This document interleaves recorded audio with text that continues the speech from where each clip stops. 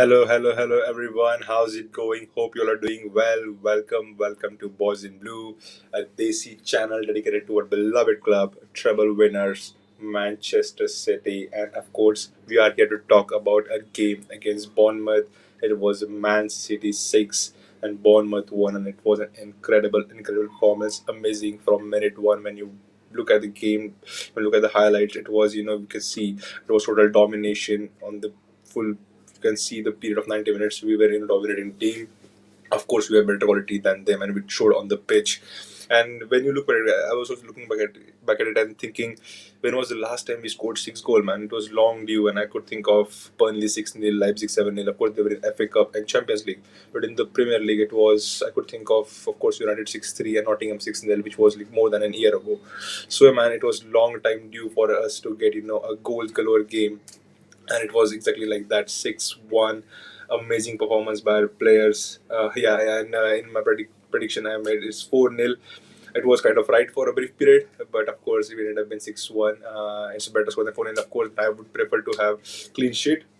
And on the day, we lost only two things. One was, of course, clean sheet, and second was Julian Alvarez's tooth. I don't know what was going on there. Even Bernardo Silva had to remind him, brother, you are missing a tooth. But apart from that, it was Manchester City all over. I mean, it was fully dominance performance. You could see the quality showed on the pitch. We were like set up the way we were set up. We like, broke them. After like 30th minute, you could see when the first goal came in, we were just bombarding ahead in the box, trying to score as many goals as possible. And yeah, you could see that. And as I mentioned in the preview, this team looks relentless. This team is hungry. This team just wants to win the game. You can beat obviously what you have in front. Getting 3 points is one thing, but performing, to that level, to that intensity is important. And that's what we saw yesterday. We are obviously much better team than them. So you show it on the pitch, and it clearly showed. Our wingers were better, our attackers were better, midfield were better. We won defensively, we were solid. So it was amazing to watch. Let's get down to the goals. We scored our first goal in 30th minute. Before that, we were still looking threatening. We were in control. We were looking to score. We were looking like scoring goal. We were knocking on the door. Alvarez had given a good cross to Erling Haaland, which obviously hit at the post. We could have been 1-0. But till then, we were in control. I don't think Bournemouth did anything wrong. They were set it up, to stay back. They were in shape. They were defending quite well. But that 7 minute phase, which just crumbled them, just killed the game. And of course, when you talk about the first goal, Jeremy Doku, a nice 1-2 with Rodri. First time when you see that the goal, you think that he mishit it.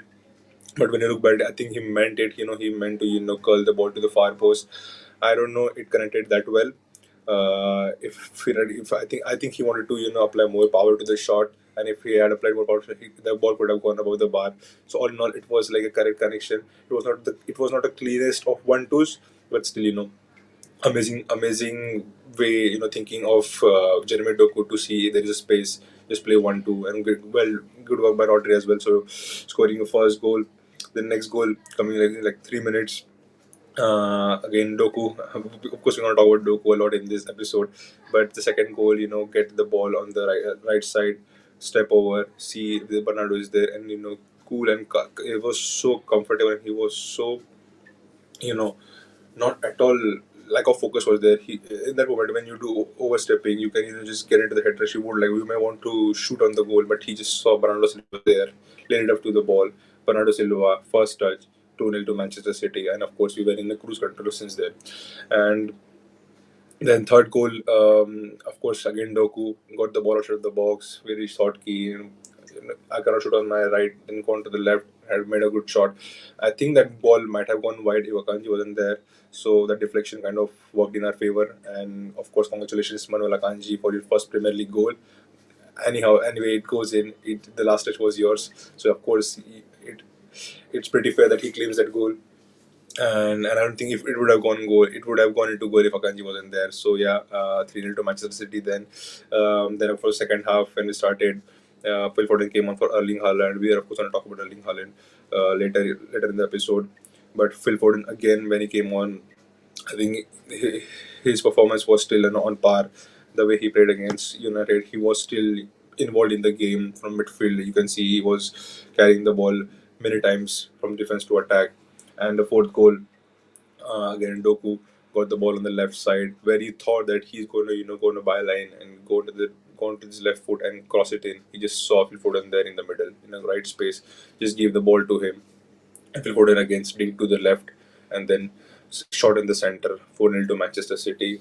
Then of course we subbed off Rodri and Stones, and there was a phase where Bournemouth were playing a lot higher. They had a lot of position. They were trying to be threatening. They were trying to get into the box, try to score goal, and of course eventually they got one. There was a long ball played onto the right side, and I think Ake could have been more close. Walker could have been more close to it, but okay, that lapse, it could have been lapse of concentration, but you can allow that. You can do that when you're 4-0 up. You can do that when you're 2-0, 1-0 up. So okay, it happens in the game. Apart from that, we were in cruise control defensively. I don't think we faced as many difficulties uh, as with the last 20 minutes when we lost Rotary and Stones. Of course, then in the last 10 minutes, we scored two goals. The Bernardo Silva, fifth goal, amazing pass by Doku again, got the ball, looked up, sprayed up to Bernardo Silva, and Bernardo Silva 1-on-1. As we know how confident this guy is, he was like, he had two options on his left side, and he was like, no, I'm there, I'm gonna, dribble past this defender and dunk it over the goalkeeper. It was more like Lionel Messi type of goal. And of course, Pep Guardiola said that in the press conference. It was more like a Messi-esque goal. Shout out to Matheus Nunes as well. When the defender defended the ball, got it out on the byline. Matheus Nunes, he was like bending backwards and still hit the volley and went to the goal. I mean, it looks easy, but I don't think it's that of easy to hit it on the volley and keep it when there are two defenders. So good shot by Matheus Nunes, but eventually the goal was awarded to Bernardo Silva. And of course, in the last goal, Oscar Bob.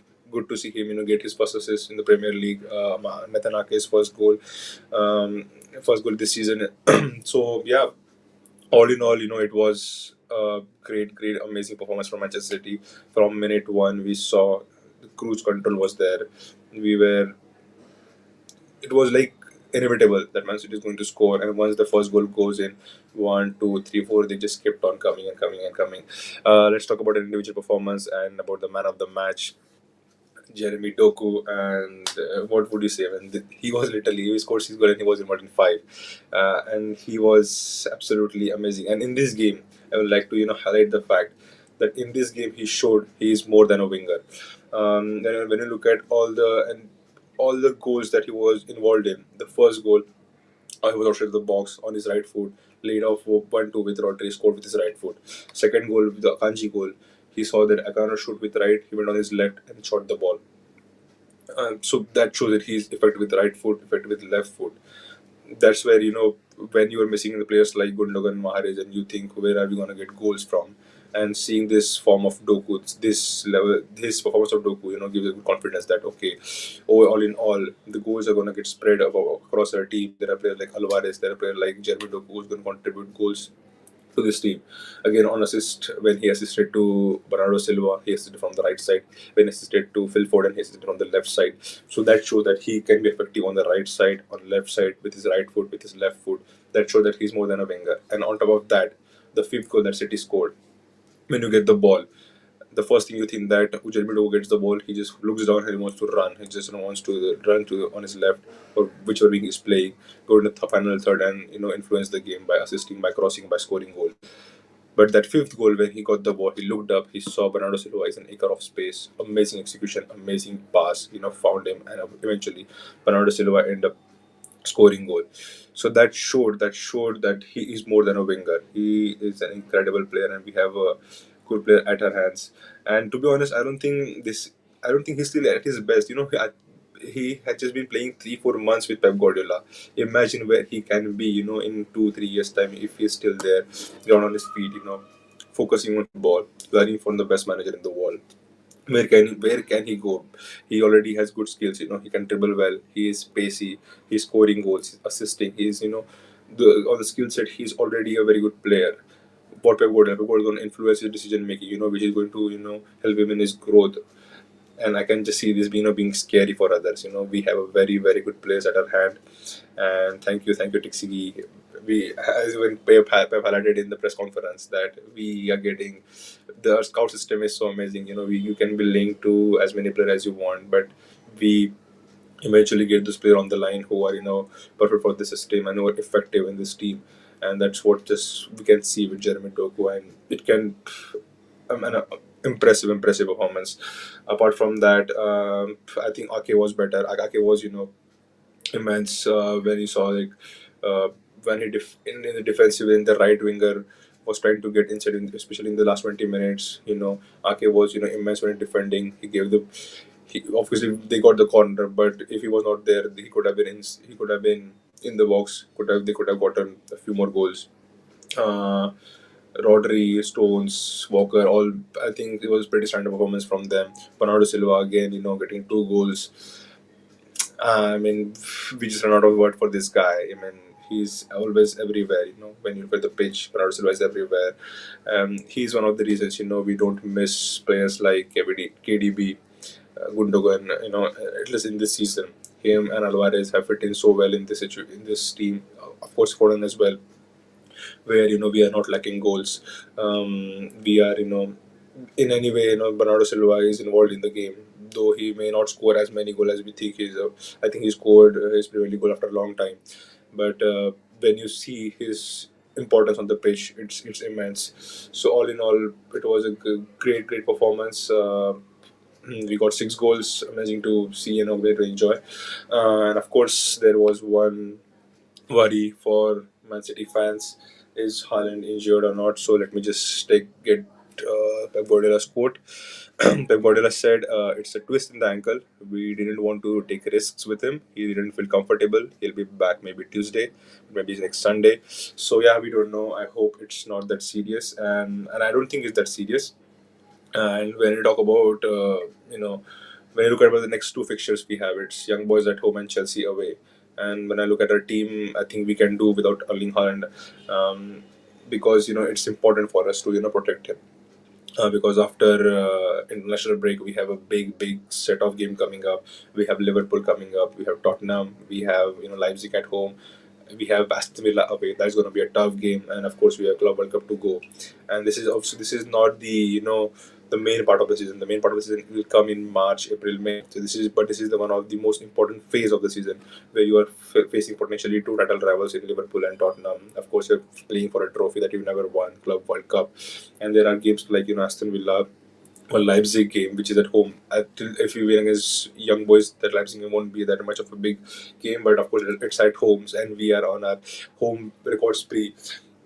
So we won't want to lose that. So these are the kind of games we're coming in. We want him to be protected. We want him to be safe. We want him to be fit and ready for those games. So if he is not 100% available for Young Boys against Chelsea, I believe like against Chelsea he can feature from the bench if he is feeling fit. But I don't think we need to risk him. uh, we are without him. I think Alvarez, we Doku scoring. We already have Grealish. We have Bernardo. So we have a good enough team to beat Chelsea, beat Young Boys. So I don't think we need to rush him. We try to protect him and keep him fit. Also in the game we've set a lot of records. So let me just run through you. There were like crazy sets of record. Of course, we'll talk about the man of the match, Jeremy Doku. He became the youngest player in the Premier League history with 5 goals involvement in a single game. And he's become the youngest player to assist 4 goals, 4 Premier League goals in a game. I mean, this team, on the combined level, on the individual level, we are just keep breaking records. And also at individual level, there was one more record I just saw. Yeah, Rodri is now unbeaten in each of his last 38 games across all competition for Man City, winning the PL, UCL, FA Cup, and Super Cup in the process. So when you think about it, it's a crazy stat. He fought, he faced in a 4 different teams in a 4 different competition. And still he hasn't lost. And in this process, don't forget he has faced Madrid, he has faced Bayern, he has faced Inter, he has been the top Premier League teams, and still he hasn't lost. That's a crazy stat to have. Apart from that, Man City there's one more record of our home wins. Yeah, Man City have won 22 consecutive home matches in all competition, the second longest run in history by an English top flight side, behind 24 game streak by Sunderland between December 1890 to April 1892. This is more than 120 plus year old record, that we are chasing, and we are now 2 games behind them. When I think about our next two home fixtures, I think it's, if I'm not wrong, it's Young Boys and maybe Liverpool, Liverpool or maybe Tottenham. I don't know. So yeah, so we are on the cusp of breaking this record. Hopefully, we break this record and take this number as high as possible. Man City had a 3+ goal lead at half time in the Premier League for 28th time since Pep Guardiola took charge. Almost twice as many as any other team during this period is Tottenham with the second highest with 15. We have 28 times we've gone into halftime with 3-0 win. That is a mad stat to have. This shows that we have been so dominant under Pep Guardiola. It's just, people just think like it's easy to use. It's not easy, but it's just you say they won 5 Premier Leagues in 6 years and just call it's been a Bundesliga or been a French league. But you just, if you go dig deeper, there have been an even bigger level of dominance in this league, in one of the toughest league. The amount of goals that we score, the individually the players are involved. This is a crazy team. This is a crazy stat to have, and amazing to watch. There's one stat: Man City have scored 6+ goal in a single game for a 12th time under Pep Guardiola, with only Alex Ferguson 14 and Arsene Wenger 13 taking the charge of more such matches in the Premier League competition.